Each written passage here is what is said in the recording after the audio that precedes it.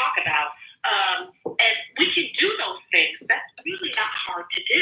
Right. It's at Jones Fabric. You can get it at any sort of craft store anywhere. Hey guys, what's up? I'm just listening to Jason Black and I was laughing my ass off at this caller. Let me stop it. We are live. I'm coming at you with Father. I'm Gavin Richard Presents. That is the name of the channel. Thank you all for joining me tonight. This is going to be, I'm going to try to keep this review very small. Wow, excuse me. I'm looking at my page right now. I'm actually trying to get more people in here. And I think I talked about this before, but I got a notice on my Facebook. I don't know if this guy's things has happened to you, but apparently it's happened to other people I know. But my posts have been getting notifications from Facebook about my channel or my post when I was talking about the coronavirus, for instance. They keep saying it violates community guidelines or saying that it goes against our community standards on spam. Has anyone gotten that on Facebook? Anybody in the chat? Let's see who we got in the chat tonight.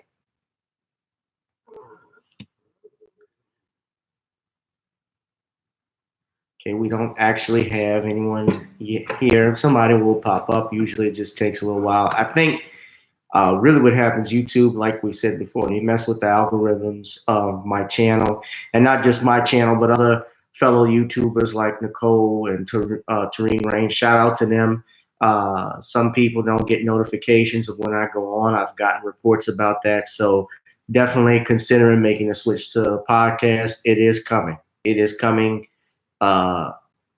Perhaps not immediate in the immediate future, but in the near future, I will be switching to podcast for sure, because this is getting to be ridiculous. It already is past the point of that. But of course, we and this is real black media, guys. This is black media, the only black media that matters. So when you listen to me, you listen to Taureen Rain or Nicole's View, Sean James.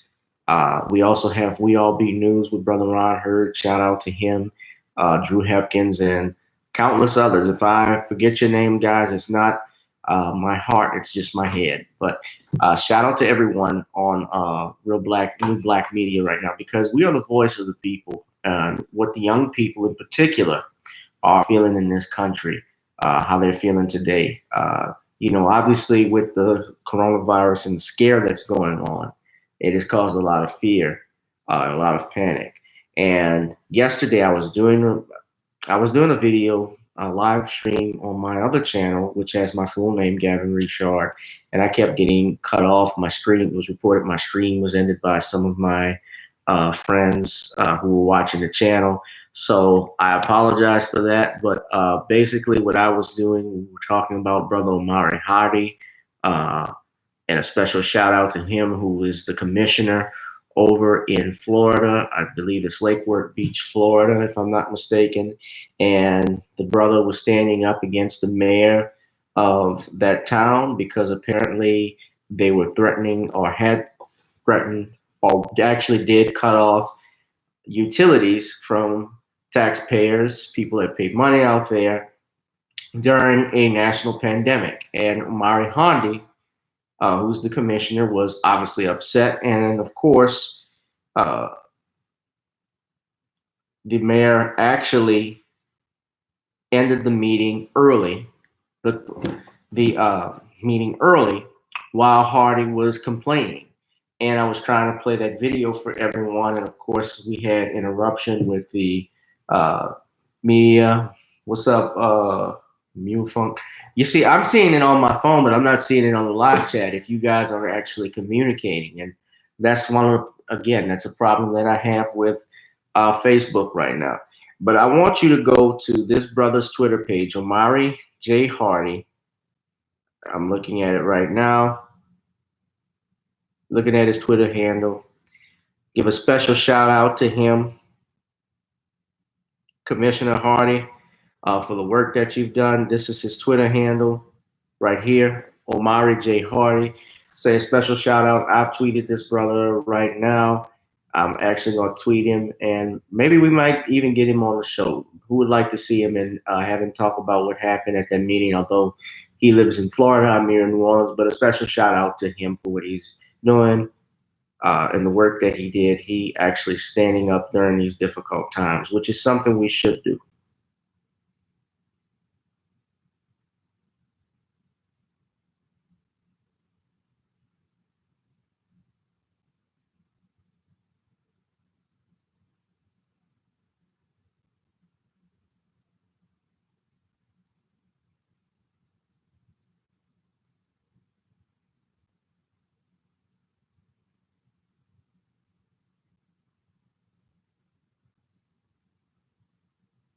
So, in the midst of this, there we go, guys. In the midst of this coronavirus pandemic that we've had, I've had the opportunity to watch some movies, and this is going to be something different.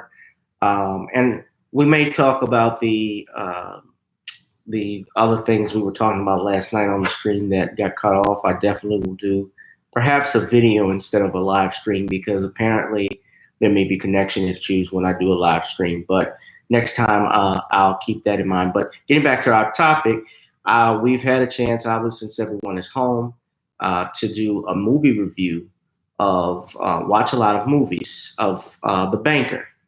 Excuse me, I'm sorry. I'm doing a movie review tonight about The Banker. Now, of course, being home with the coronavirus scare pandemic, and we just had the governor order a stay-at-home order for all Louisiana residents. Governor John Bell Edwards, the mayor here, Latoya Cantrell, had already issued a stay-at-home order closing all places of public dwelling and so forth, such as malls, and which New Orleans really doesn't have a mall, but of course, the mall, the aquarium, the French restaurants have been closed, but they've been limited to carry out and to go orders. We've also had the movie theaters chains that are out here. Well, they're not really. There isn't really a big movie theater in New Orleans right now currently, but it's outside, in the Jefferson Parish area. Those are closed. So, in fact, the situation has gotten so bad that the National Association of Movie Theater Owners, I didn't even know that existed. They have actually filed a requesting funding from the federal government, which is understandably, I guess you can understand why they would do that, because they have obviously suffered a loss with the coronavirus pandemic that no one is going in and seeing. For purposes of this movie, The Banker, it was already going to air, set to air. Apple got the rights to it. It was set to air back in December on Apple Plus. And of course, what happened during the height of this Me Too thing is that the son of Bernard Garrett Jr. Bernard Garrett is the video on this before. I know you've seen Dr. Boyce Watkins. He's talked about it.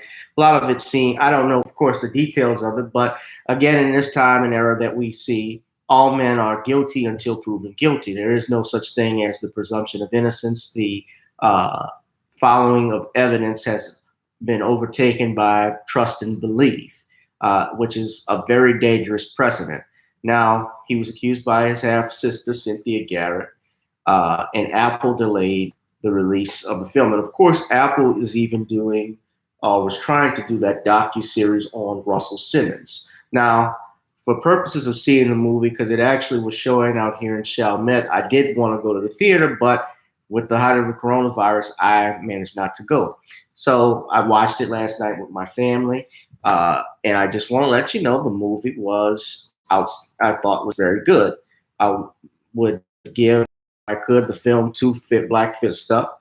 I thought the acting was great. I thought Samuel Jackson was great. I thought Anthony Mackie, New Orleans native, was pretty great. Of course, he's the Falcon in the Marvel Comics film series, as well as Samuel Jackson is Nick Fury. And you had another Marvel character, Beast, played by Nicholas. The movie, and Nia Long was in it. She played the wife of one Bernard Garrett Eunice. And movie explained and went through the background of how Bernard Garrett, who was from a small city in Texas, grew up obviously during Jim Crow, in the heart of Jim Crow, being that it was in the South, and eventually moving out to Los Angeles to start a family. Now, and by the way, I said this in the description, they're going to be spoiler alerts. So if you have not seen the movie or you want to see the movie, I would advise you to click away. I'm going to give you 10 seconds to click away. If you want to see the movie and don't want anything spoiled in it, click away.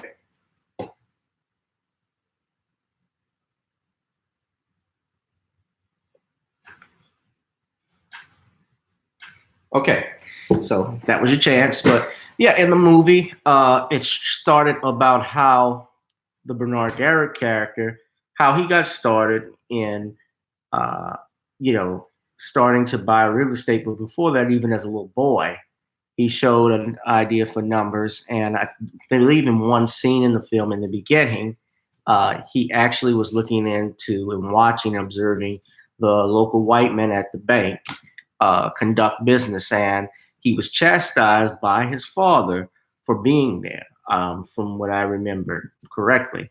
Now, as the film goes further on, of course, in that years later, Bernard would come back. I call him Miles like Miles Garrett, but it's the football player. But no, Bernard Garrett would go back to Texas and meet with his father, and his father obviously is happy that his son is so successful, which brings us to an older Bernard Garrett, played by Anthony Mackie, who wants to buy gets into real estate and plans to buy multiple apartment complexes and areas of housing in the Los Angeles area.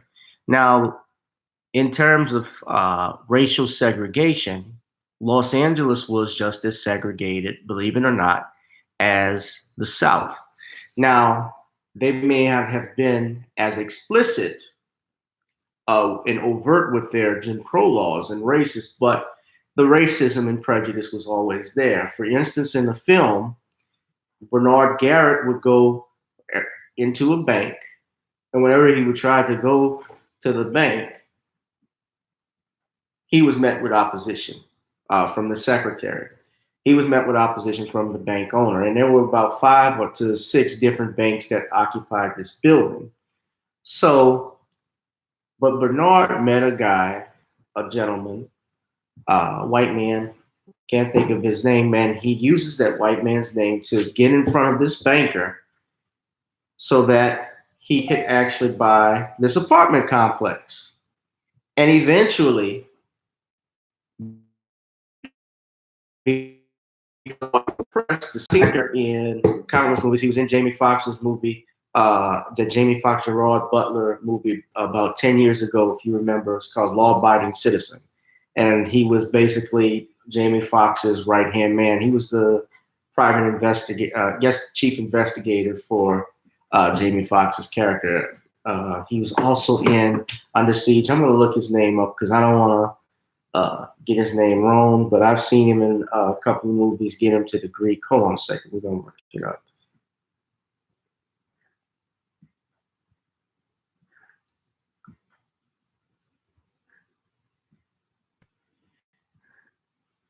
All right.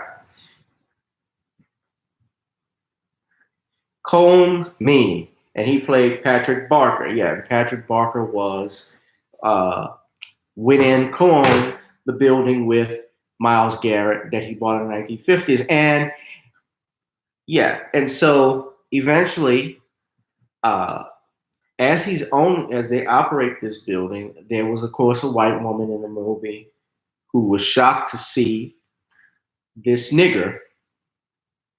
And I use that term because that's what she thought of Bernard Garrett doing construction, fixing up the building, doing maintenance on the building. Shocked to see why he was there between 8 and 6, and stated he was the maintenance. He was fixing this. This was his apartments. And she didn't believe him and was upset. And then eventually, when he's going into the building, late at night, she sees him while she's on the porch saying, "You have no business being here between 8 and 6. He said, "You're not supposed to be doing maintenance work at that point." And he says, "Well, maintenance moving in. This is I've got up here." So she subsequently moves out, and of course, even during that time, she called the police. Before that, basically accusing Garrett of imitating the owner of the building.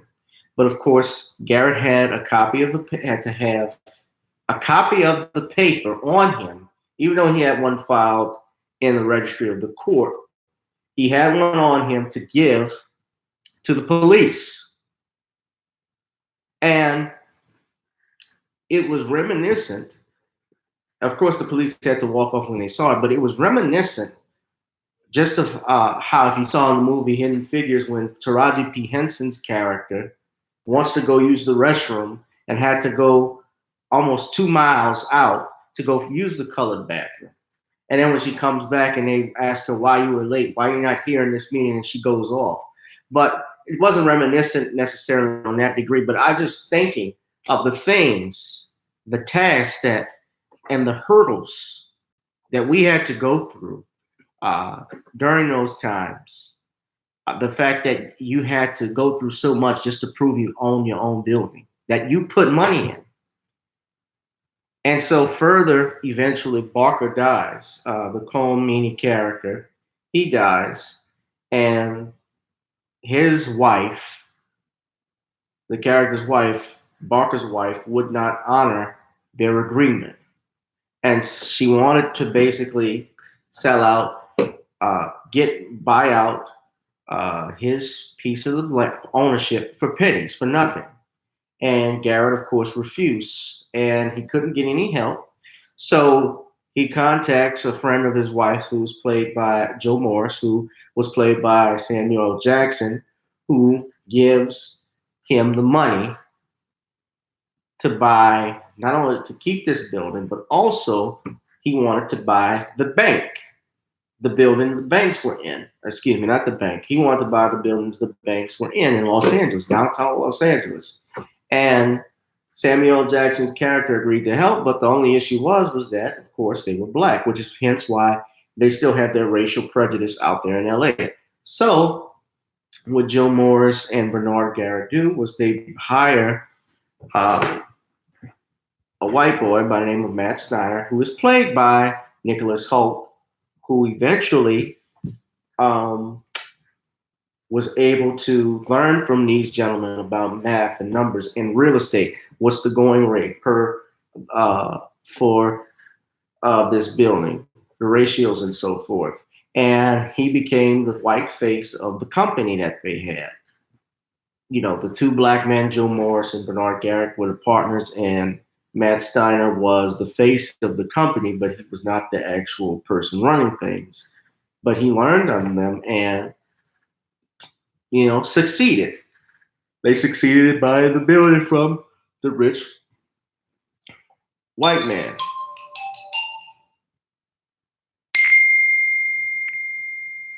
So eventually they became successful. They made a lot of money from this film, from doing this. And subsequently, when he goes back to his hometown in Texas, Bernard was obviously upset. Of course, the Bernard Garrett character was apologizing to his son, saying, sorry you had to see that. And he looks at the very bank that we saw earlier in the film, and he comes up with the idea of buying that bank. Now, of course, they did eventually succeed in buying that bank. And what was interesting, to make sure things didn't go wrong, just like with buying the Los Angeles building, Bernard Garrett and Samuel L. Jackson actually come in disguised as both. They come in disguised as both janitor or a chauffeur, limousine driver, and they succeed. They actually try to guide Matt into the numbers and so forth, and about buying, you know, what they needed to do, what he correct things, what to say. Also in playing golf. Now, the most important thing about playing golf, what I learned in that film, and these are things that you can learn today, is that most business decisions, most deals are made on a golf course. You know, something I learned even as a kid, I had always heard that. And in the subdivision that we grew up in. We would see, golf. They have golf clubs all around the New Orleans area, like Bartholomew Park, out in Pontchartrain Park. Joe Bartholomew, he was one of the first black uh, he was one of the first blacks to actually enter into golf here in Louisiana. He set up that golf course out in Pontchartrain Park because blacks obviously could not golf at certain country clubs, whether there was Jim Crow, there was segregation. So he was able to do that, and he created Pontchartrain Park and developed that area. And so blacks were able to participate. And I believe he is actually in the New Orleans Sports Museum the Louisiana Sports Hall of Fame for his work. That's just it's just a little nugget there. But anyway, yeah, most business deals are made there. I mean, you look at Donald Trump, you look at the presidents that you would see, former presidents that are actually out there on a golf course. You think, and politicians that are out there golfing, you don't think that they're not talking about business when they're at golf? Of course they do. That's where your deals are done. So further into the film, they talk about how they purchased Matt goes on, helps them purchase another bank, and he eventually wants to really be a partner and run things. And unfortunately, things took a turn. One of the men who owned Midland Bank, I believe that was the first bank that they acquired, learned who the faces of the company were, learned that they were black, and threatened to go public with it. And as a result of him threatening to go public with it and it leaking out, of course, the white business bankers, the white customers who had their funds in the bank quickly withdrew it. And you saw, of course, because they felt they were funding what they called the NAACP.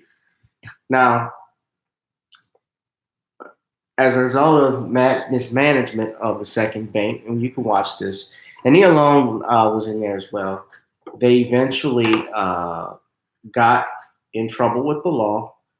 Both Joe and Bernard got arrested, and they were released from jail. They did, I believe, 3 years in federal prison. And if you watch the movie, they eventually got out, but they had a plan. Before their assets were seized, they actually bought real estate in another country, in the Bahamas. And as a result, they were able to, even though their fortune had dwindled, they were able to go and buy property in that area. They kept their funds and assets carefully separated from their American assets before the government, the feds, were able to seize their property. Now, these men, from what I realize they are no longer here, they're deceased, but they did a lot of work, which led to the ground. They did a lot of work in downtown Los Angeles.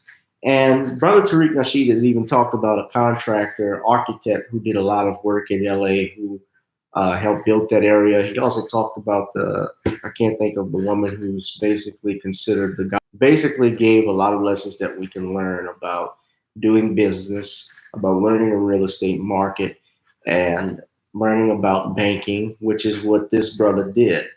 And to become a millionaire in the 1950s and 60s, which was unheard of from someone coming from the South, unless you were in entertainment, because they always throw it out, or athlete, because they always throw out the only way to escape the ghetto is if you are an entertainer or an athlete, and that wasn't the case here. This was a man who had a brain. This was someone that put in hard work and hours, and you can learn from them. And the character that Samuel Jackson played, Joe Morris, he was actually a nightclub owner. He owned 2 successful nightclubs.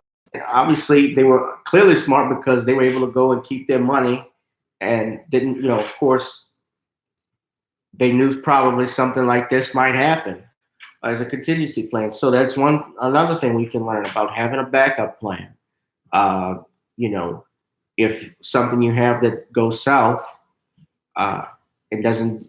If you have something you started and it goes south, to have a contingency plan in place in case you can pick, in case something like this happens, and that way you can pick yourself back up and don't have to necessarily start all over. Of course, they try to recreate some of their success. My understanding and knowledge of the movie, they made it clear that those brothers weren't able to, uh, I guess, succeed in their success with their company like they had done earlier. But I enjoyed the clip. I enjoyed the movie. I didn't see what the hoo-ha was about them removing the movie as a result of those allegations, because again, I don't think that had anything to do with Bernard Garrett or Joe Morris. Although yes, this was his son, and his son is a producer on the film. This is his story. This is not his son's story. This is Bernard Garrett Sr.'s story. This is Joe Morris's story, and I think he deserves to be played. One thing that did kind of irk me when I was watching the film was they kind of tried to bring in Nia Long's character and make an issue about sexism and so forth, because she's talking with Anthony Mackie about how to run the bank and so forth, and he makes a quip about, this is stuff that we have to do and how we know it, and she's talking about, well, you don't say shit, something along the lines of, well, you don't know what it's like to be a woman. You don't think I know about this, about discrimination and so forth, or what I have to go through? And kind of rubbed me a little bit the wrong way. And I'll tell you why.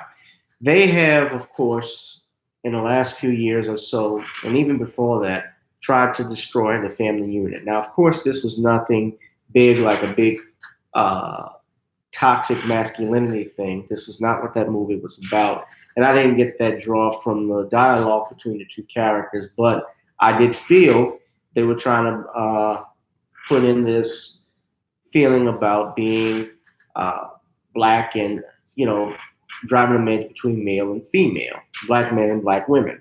And of course, we got that now with this, what we have, of course, not just with this Me Too movement, but also Time's Up and the feminists who are report all on Twitter dragging black men and on Facebook attacking black masculinity. We see it all the time. And just in general, it feels like masculinity is under attack when we see children being forced to wear dresses or actually doing drag queen readings and things of that nature.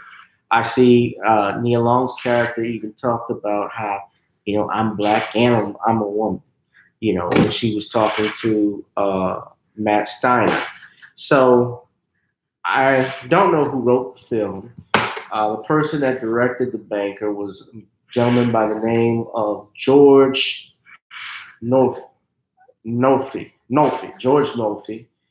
He co-wrote the movie. Okay, so he was one of the writers, along with Nicole Levi, David Lewis Smith, and Stan Younger. The story was by David Lewis Smith, Stan Younger, and Brad Caleb Kane.